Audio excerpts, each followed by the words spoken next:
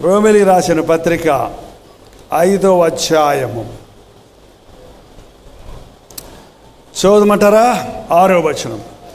ఏలయనగా మనం ఇంకనూ బలహీనులమై ఉండగా క్రీస్తు యుక్త కాలమున భక్తిహీనుల కొరకు చనిపోయాను.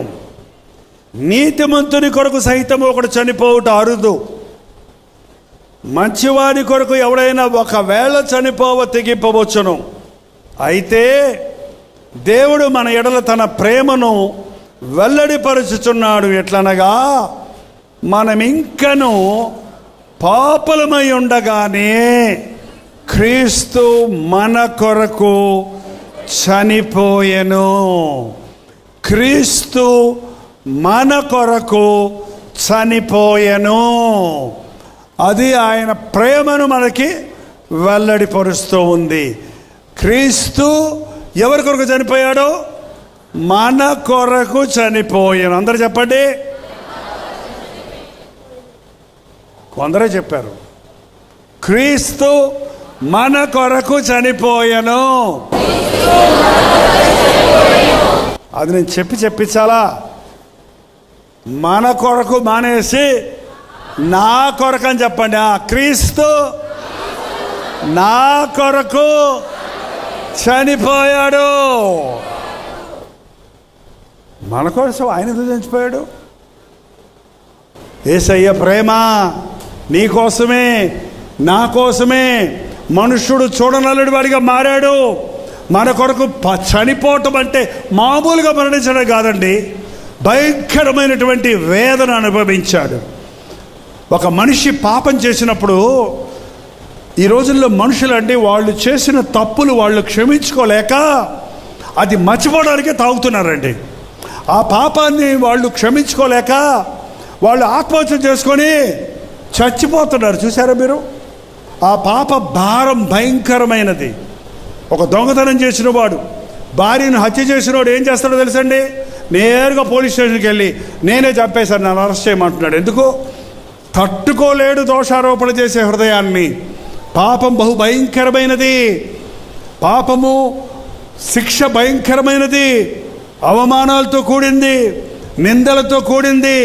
మనం చేసిన పాపాలన్నీ వరుసలో పెట్టి ఇవాళ గనక మనల్ని ఒక్కొక్కరిని గనక దేవుడు తీర్పు తెరిస్తే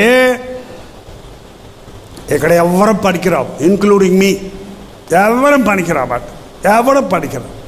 కానీ అన్ని దోషాలు, మన దోషములు ఆయన మీద మోపబడ్డాయి. మన కోసం ఆయన ముఖం మీద ఉమ్మివేయబడింది. మన శాపాన్ని ఆయన సిలువలో భరించాడు. నిన్ను ప్రేమించి నువ్వు బతకాలని ఆయన చనిపోయాడు. నిన్ను పరలోక రాజ్యానికి చేర్చాలని ఆయన పాతాళానికి వెళ్ళి దేవుడిగా ఉన్నాడు గనక సాతానును జయించి, పాతాళాన్ని జయించి, మరణాన్ని జయించి మృత్యుంజయుడై లేచి ఉన్నాడు. ఇలాంటి దేవుడు మరి ఎక్కడైనా ఉన్నాడా? కామ, క్రోధ, లోభ, మద మత్సరాలు లేనివాడు దేవుడు. కానీ మనలాంటోడే దేవుడు అంటే ఎలా కుదురుద్ది? మనం కామము, క్రోధము, లోభము, మతము, మత్సరము, అసూయలు, ద్వేషాలు, శరీరేచ్ఛలు, గర్వము, అహంకారంతో నిండిపోయిన మానవులమైన మనమండి. దేవుడు పరిశుద్ధుడు. పరిశుద్ధుడు, పరిశుద్ధుడైన ప్రభువు మన పాపముల కొరకు పరిహారము చేయుటకు మన దోషములను తన మీద వేసుకొని ఏ పాపము లేకపోయినా సెలవులో ఆయన తన ప్రాణాన్ని మన కొరకు ఇచ్చి ఉన్నాడు. నమ్మిన వాళ్ళు అల్లే చెప్పండి. ఈ రోజున యేసుక్రీస్తుని నీ సొంత రక్షకుడిగా అంగీకరించున్నావా? ఆయన మనల్ని రక్షించేవాడుగా ఉన్నాడు. ఆయన మనల్ని ఏలే ప్రభువుగా ఉన్నాడు. ఆయన రక్షకుడు, ప్రభువు. చెప్పండి. రక్షకుడు, ప్రభువు. మనల్ని రక్షించడానికి లోకంలోకి వచ్చాడండి. ఎంతమంది నమ్ముతున్నారు? బైబిల్లో ఒక మనిషి ఉన్నాడండి, వాడికంటే దౌర్భాగ్యుడు మరొకడు లేడు. వాడు బుద్ధులు ఏమీ మనకు రాకుండా చూసుకోవాలి. ఎవడు వాడు? అబ్బా వాడు ఒకడు దొరికాడు, సాతాను. పెద్దానికి సాతాను సాతాను అనకండి, వాడి పనే అది. వాడి పనే పాడు చేయటం, వాడి పనే దోచుకోవటం, వాడి పనే నరకానికి లాక్కెళ్ళటం. వాడి కాదు, వాడి మాట విని లోబడిపోయినోడు ఒకడు ఉన్నాడు. అబ్బా భలే చెప్పావమ్మా, థ్యాంక్స్ అమ్మా. నా దగ్గర ఒక 1000 రూపాయలు ఉంటే ఇచ్చి ఉందని నీకు, జేబులు ఖాళీగా ఉన్నాయి. దేవుడు నిన్ను దీవించను గాక. అబ్బా దీవులు మాత్రం ఊరకు వస్తాయి. ఎవరండి ఆయన? ఇస్కారియోతు యూదా. ఎంతమంది తెలుసు ఆయన? ఎవరాయన? యేసు ప్రభు యొక్క శిష్యుడు. దేవుడికి అన్నీ తెలుసు కదా. యూదా ఇస్కారియోతు గురించి ముందు తెలీదా? తెలుసు. తెలిసినా కూడా ఆయన పేరు పెట్టి పిలుచుకున్న వారిలో యూదా ఇస్కారియోతు కూడా ఒకడు. అబ్బా, యేసయ్య ప్రేమ పనికిమాలినోడు కూడా పిలుస్తాడు అట్లాంటి. నువ్వు నన్ను మోసం చేస్తావు, పోన్లేరా. నువ్వు నా గురించి అబద్ధం ఆడతావు, పోన్లేరా పేతురు. నువ్వు నన్ను సందేహిస్తావు, పోన్లేరా తోమా. ఏంటండి ఎలాంటి వాళ్ళని కోరుకుంటున్నాడో చూడండి. అందరినీ కోరుకున్నాడు. యూదా ఇస్కారియోతు కూడా కోరుకున్నాడు. కోరుకోవటమే కాదు, డబ్బు సంచి తీసుకెళ్ళి ఎవరికి ఇచ్చాడు? ఎవరికి ఇచ్చారండి? మీ డబ్బులు సంచి ఎవరికి ఇస్తారు? మీ బ్యాంక్ బుక్ ఎవరికి ఇస్తారు? మీ క్రెడిట్ కార్డు ఎవరికి ఇస్తారు? మీ మిరప్పేట తాళాలు ఎవరికి ఇస్తావమ్మా? నమ్మినోడికి ఇస్తావా, దొంగోడికి ఇస్తావా? దొంగోడికి ఇస్తే ఏమైనా ఉంటాయి అందులో? దేవుడు ఎవరికి ఇచ్చాడండి? యూదా ఇస్కారియోతుకి ఇచ్చాడు. కానీ యూదా ఇస్కారియోతు 3.5 సంవత్సరాలు యేసు ప్రభుతోటే ఉన్నాడండి. ఎవరితో ఉన్నాడు? యేసు ప్రభు ఇద్దరితో పోయి దెయ్యాలు అల్లగొట్టమంటే యూదా ఇస్కారియోతు కూడా ఏం చేశాడు? దెయ్యాలు అల్లగొట్టాడు. రోగుల్ని స్వస్థపరచమంటే యూదా ఇస్కారియోతు ప్రార్థన చేసినప్పుడు ఏమయ్యారు? రోగులు స్వస్థపడ్డారు. మేము ప్రార్థన చేస్తే రోగులు స్వస్థపడుతున్నారు కాబట్టి నేను గొప్ప దైవజనుడని నేను అనుకుంటే నాకంటే బుద్ధి లేని ఉండడం. నన్ను బట్టి కాదు, నేను వాడుకునే యేసు నామాన్ని బట్టి అద్భుతాలు జరుగుతాయి. దేవుడు అయినా కూడా ప్రేమిస్తున్నాడు మనల్ని.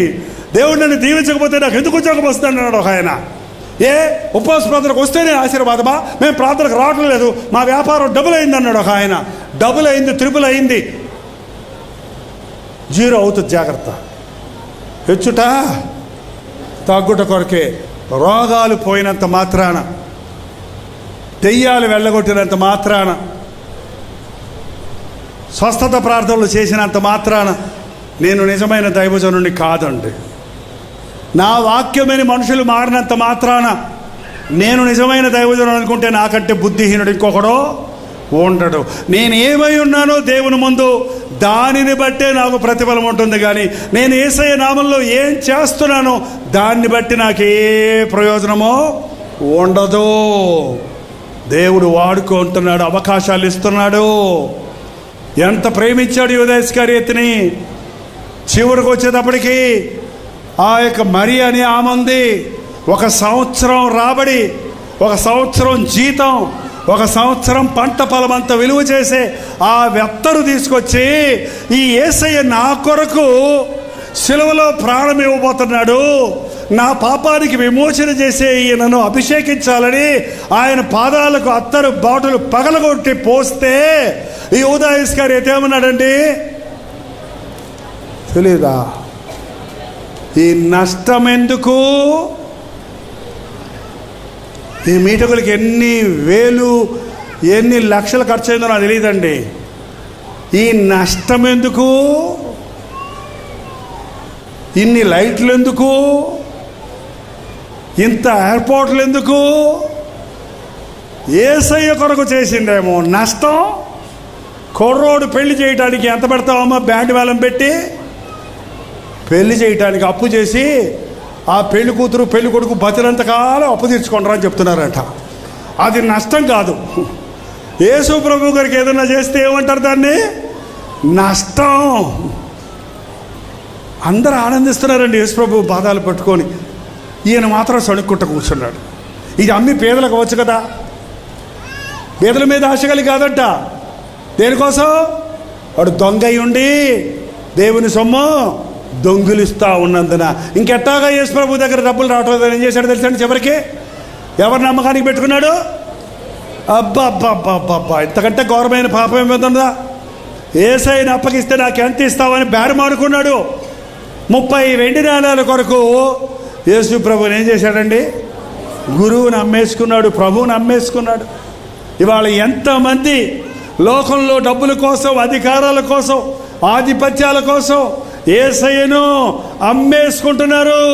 యేసయ్య నామం అడ్డం పెట్టుకొని డబ్బులు సంపాదించుకునేవారిగా ఉన్నారు.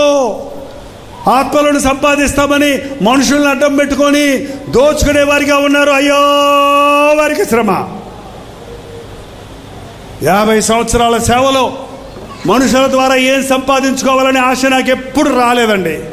ఇంకా చచ్చే వరకు రాకుండా ఉండడానికి నాకు ప్రార్థన చేయండి నా కోసం. అంతవరకు నమ్మకంగా ఉండాలి. ఇవాళ సెవెంటీ ఉంటే సరిపోదు.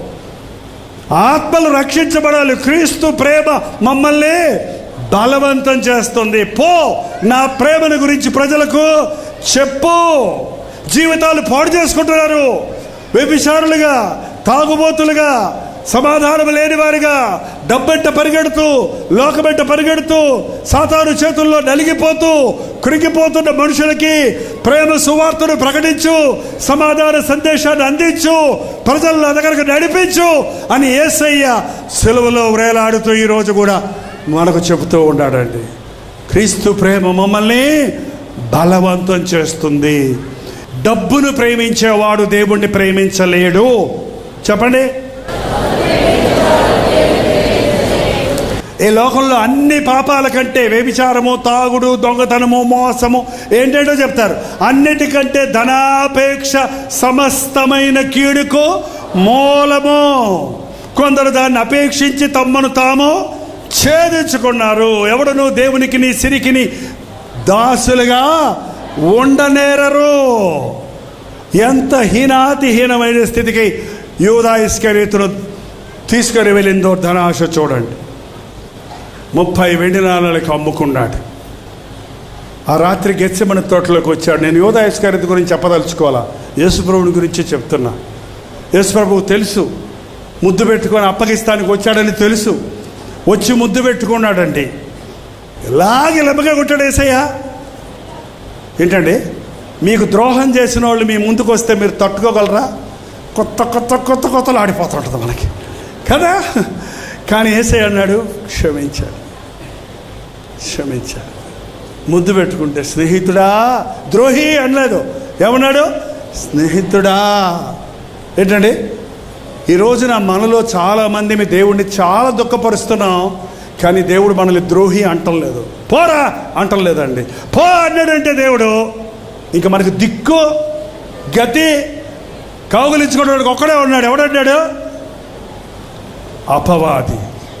వాడితో పాటు అగ్నిగంధకముల మంటలు గుండంలోనికి తీసుకుని వెళ్తాడు. ఈరోజు యేసయ్య అంటున్నాడు, రా, నువ్వు ఎలాంటి వాడివైనా రా, పర్వాలేదు, నీకు క్షమిస్తాను నేను. నువ్వు మోసగాడివా, అబద్ధికుడివా, వ్యభిచారివా, దొంగవా, మూఢభక్తురాలువా, దొంగభక్తురాలువా, అబద్ధికుడివా, అబద్ధికురాలువా, ఎవరైనా సరే నా ఎద్దుకు వచ్చేవారు నేను ఎంత మాత్రమో తోసివేయను. ఓర్చుకునే ప్రేమ, క్షమించే ప్రేమ, పట్టుకునే ప్రేమ, హత్తుకునే ప్రేమ నా యేసయ్య ప్రేమ. హల్లెలూయా. యేసయ్య ప్రేమ నాకు తెలిసింది అన్నవాళ్ళు హల్లెలూయా చెప్పండి. హల్లెలూయా చెప్పిన వాళ్ళందరూ నిలబడండి. ఈరోజు మీ జీవితాన్ని ఆయనకి అప్పగించండి. ఈరోజు మీ జీవితాన్ని ప్రభువుకి అప్పగించండి. ఎన్నోసార్లు యేసయ్య మాటలు వింటున్నావు, నీ హృదయాన్ని ఆయనకి ఇవ్వటంలా, నీ జీవితాన్ని ఆయనకి ఇవ్వటం లేదు. ఈ రాత్రి నీ జీవితంలో చివరి రాత్రి అయితే, నిజంగా ఒకవేళ ఈ రాత్రి నువ్వు మరణిస్తే పరలోకంలో ఉంటావా? అయ్యా, నాకు అనుమానంగా ఉందయ్యా, నాకు సందేహంగా ఉందయ్యా, నన్ను క్షమించేసయ్యా. ఇదిగో ఈ దాచబడిన పాపాన్ని ఒప్పుకుంటున్నా. ఇదిగో నేను మనస్సాక్షి దోషారోపణ చేసే ఈ తప్పును ఒప్పుకుంటున్నా. ఈ లోకంలో నీలో ఎవరు క్షమించడు. ఈ లోకంలో ఎవరు నన్ను ప్రేమిస్తలేదు. ఈ లోకంలో ఎవరు నన్ను ఆదరిస్తలేదు. ఈ లోకంలో నాకు ఎవరు కష్టాలు తీర్చడం లేదు.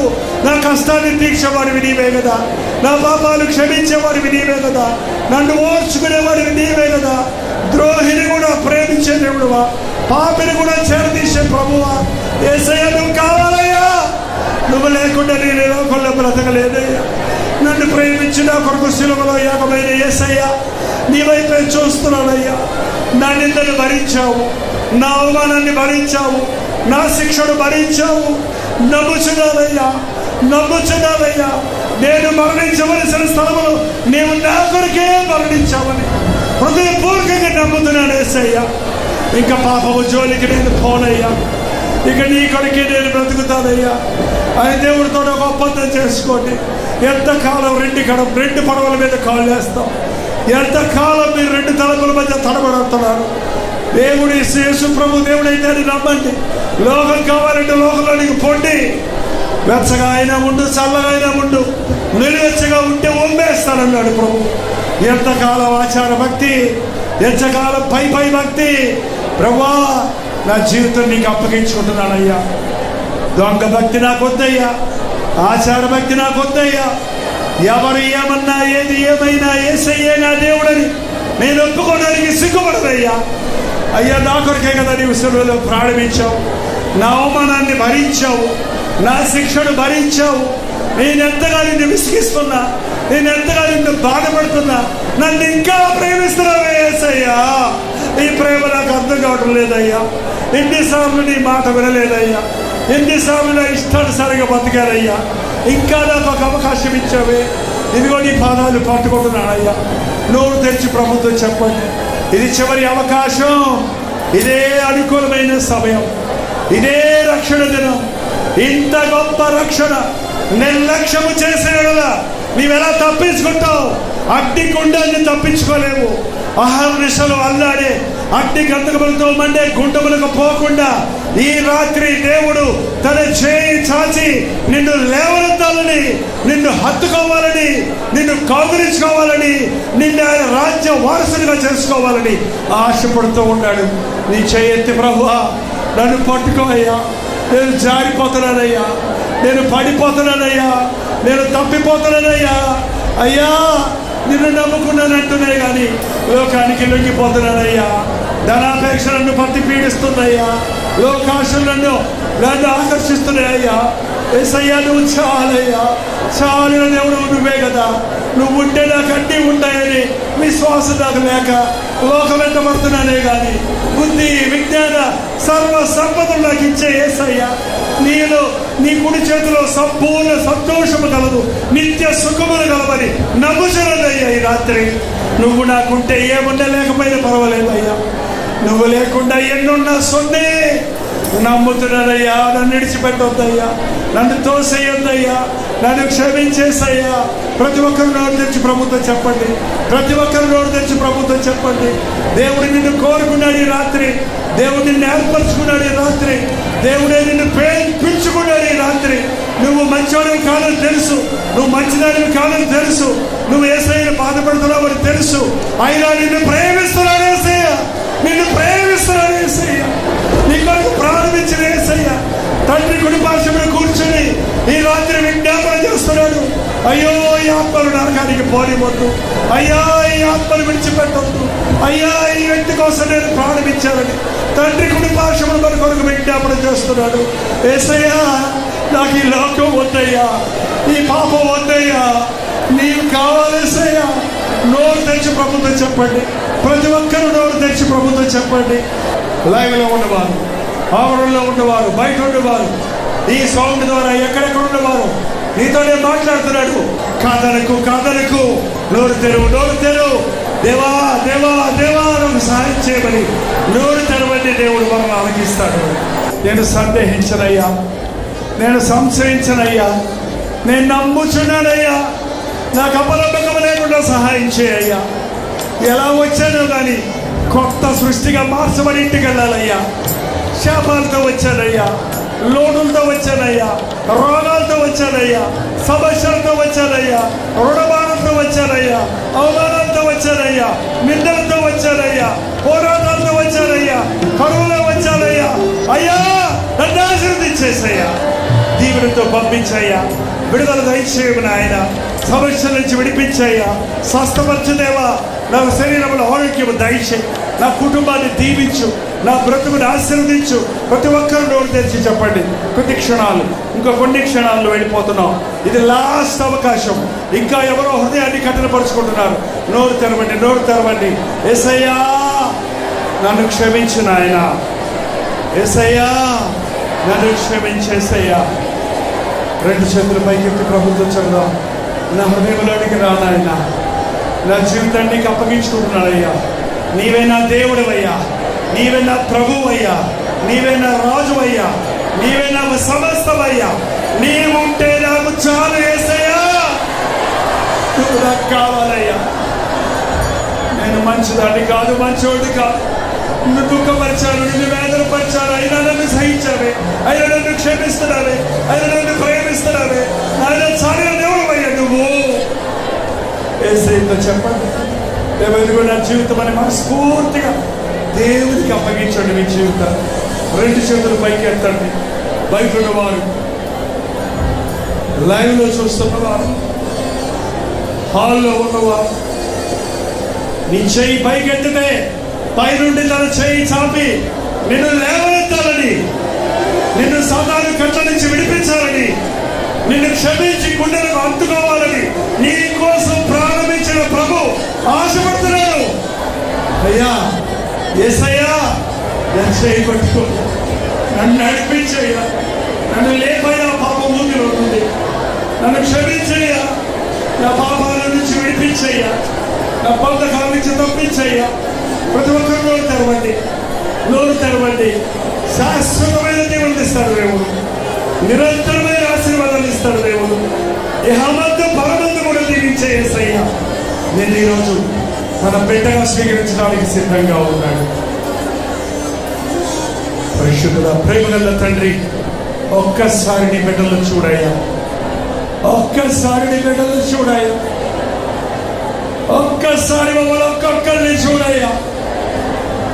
ఇదిగో అయ్యా నువ్వు ప్రయాణించిన వారు ఇక్కడ ఉన్నారయ్యా, ఇదిగో అయ్యా నువ్వు ఏర్పరచుకున్న వారు ఇక్కడ ఉన్నారయ్యా, ఇదిగో అయ్యా నువ్వు కోరుకున్న వారు ఇక్కడ ఉన్నారయ్యా, అయ్యా నువ్వు ఆకర్షించుకున్న వారు ఇక్కడ ఉన్నారయ్యా.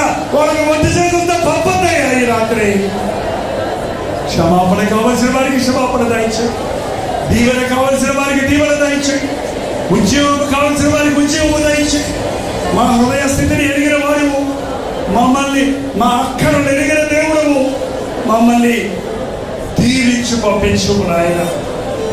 ఈరోజు మా జీవితంలో ఒక మరొక రాని రోజుగా, మా రక్షణ దినముగా మారడానికి, మా అభిషేక దినముగా మారడానికి, మమ్మల్ని దేవుడు ప్రతిష్ఠించిన దినముగా మేము గుర్తుపెట్టుకొని కొత్త జీవితాన్ని జీవించడానికి ఈ మీటింగ్కి వచ్చిన ఒక్కొక్కరికి సహాయం చేయండి. రాముడికి బానిసలైన వారిని యేసుక్రీస్తు నామములో విడుదల చేయించున్నాము నాయన. ఎవరేచలకు లోబడి తమ జీవితాలు పోటు చేసుకుంటున్న వారిని నజరేయుడైన యేసుక్రీస్తు నామములో విడుదల చేయించున్నాము నాయన. లోకాన్ని ప్రేమించి, పాపాన్ని ప్రేమించి, అప్పుల్లో సమస్యల్లో చిక్కుకున్న వారిని నజరేయుడైన యేసుక్రీస్తు నామములో విడుదల చేయించున్నాము తండ్రి. అపవాది చేత ఆటంకపరచబడి గర్భఫలాలు లేకుండా, చేయులని సఫలం అవ్వకుండా ఆటంకపరచు దురాత్మల శక్తులను నజరేయుడైన యేసుక్రీస్తు నామములో విడుదల చేయించున్నాము. ప్రతి కట్టును తెప్పుచున్నాము నాయన, ప్రతి బంధకమును విడిపిస్తున్నామయ్యా. పరిశుద్ధాత్మను మా మధ్య కుమ్మరించము తండ్రి, పరిపూర్ణతలోకి మమ్మల్ని నడిపించము. నీ ఆశీర్వాదాలతో మేము ఇక్కడి నుంచి వెళ్ళడానికి నా యేసయ్యను క్షమించాడు, నా యేసయ్యను దీవించాడు. ఇది మొదలుకొని నేను సాక్షిగా జీవిస్తానని ఒక నిబంధనతో ఇక్కడి నుంచి కదలడానికి ఈ రోజు నుండి మాలో ఆ సూచనలు కనబడినట్లుగా మా జీవితంలో దీవెన పొందడానికి సహాయం చేయమని. నిశ్చితమైన రాకడమైతే మనందరూ ఈ భూలోకంలో కలుసుకోవడానికి, ఏరియా పరలోకంలో నీ రాజ్యంలో మేమందరము ఉండి నిన్ను స్తుతించే వాక్యం పొందడానికి సహాయం చేయమని. దురాత్మల నిలయముగా ఉన్న ప్రతి మూల, ప్రతి సందు, ప్రతి గొంతి, ప్రతి ఇల్లు పరిశుద్ధాత్మని కార్యాలు చూసినట్లుగా నీ ఆత్మతో అభిషేకించమని. ఈ రాకడతి సమీపంగా ఈ దినాలలో ఎవరిని మింగుదరానికి అంకించు సింహంవలె తిరుగుచున్న అపవాది క్రియలను లయపరిచి పరిశుద్ధాత్మ క్రియలను కొనసాగించుకొనుమని యేసుక్రీస్తు నామములో అడుగుచున్నాను తండ్రి. తండ్రి అయిన దేవుని యొక్క ప్రేమయు, కుమారుడైన క్రీస్తు యొక్క కృపయు, ఆదరణకర్త అయిన పరిశుద్ధాత్మ యొక్క సహవాసములు కూడి వచ్చిన వారందరికీ ఇప్పుడు సదాకాలమును తోడై ఉండను గాక. ఆమేన్, ఆమేన్, ఆమేన్. సమస్యల్లో ఉన్నారా? సమాధానం లేని స్థితిలో ఉన్నారా? ఆదరణ లేని స్థితిలో ఉన్నారా? వ్యాధులతో సతమతమవుతున్నారా?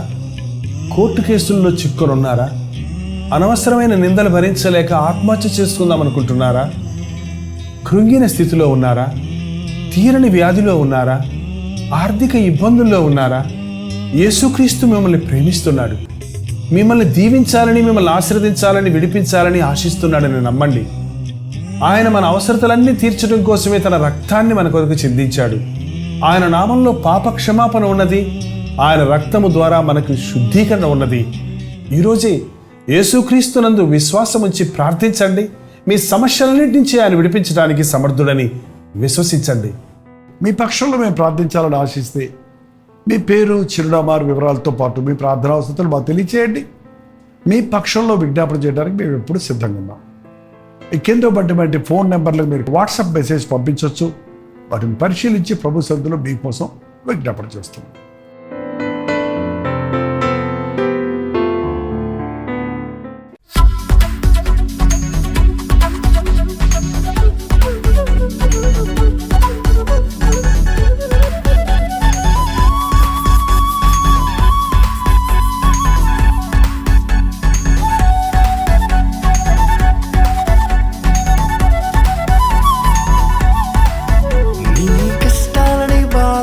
శ్రమలన్నీ తీర్చే అనాథుడు యేసే. నీ కష్టాలని బాధలన్నీ శ్రమలన్నీ